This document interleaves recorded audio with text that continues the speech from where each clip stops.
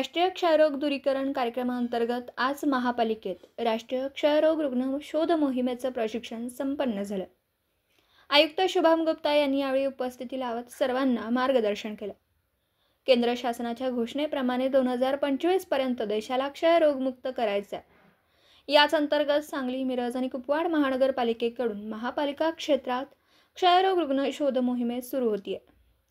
यासाठी आज मनपाचे सर्व वैद्यकीय अधिकारी, त्यांचा वैद्यकीय स्टाफ यांना प्रशिक्षण देण्यात आलं। या प्रशिक्षणानंतर आता सर्व वैद्यकीय यंत्रणा घरोघरी फिरून क्षयरोग शोधणार आहेत।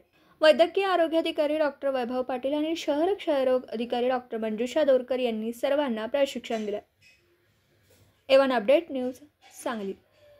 टार्गेट पॉप्युलेशन पेक्षा जास्त झालं तर अजून छान आहे, पण ॲक्च्युअली टार्गेट पॉप्युलेशन केल्यानंतर प्रिझम्पटिव्ह टार्गेट आणि पॉझिटिव्ह पेशंट टार्गेटवर तुम्ही जास्त भर देऊ नका।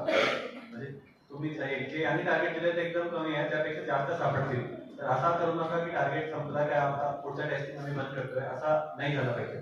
Food population target population achieve झालं पाहिजे। त्याप्रमाणे इव्हन इफ आपलं प्रिझम्पटिव्ह टार्गेट आणि पॉझिटिव्ह पेशंट टार्गेट वाढला तरी पण इट इज बेटर, आणि जसं वाढलाच पाहिजे बिकॉज अपेक्षा त्याप्रमाणे even the average is expected to be like that, पण त्याप्रमाणे जे तुम्ही लोक शोधू शकतात। आणि इनफॅक्ट मला वाटतं सगळे वॉर्ड्समध्ये काही काही एंडेमिक वॉर्ड्स पण असतील, तर त्या वॉर्डामध्ये अजून जास्त संख्या सापडण्याची पण शक्यता आहे, तर त्याप्रमाणे त्या वॉर्डाने जास्त लक्ष घालून जास्तीने जास्त संख्येने आपल्याला पॉझिटिव्ह पेशंट शोधायचे।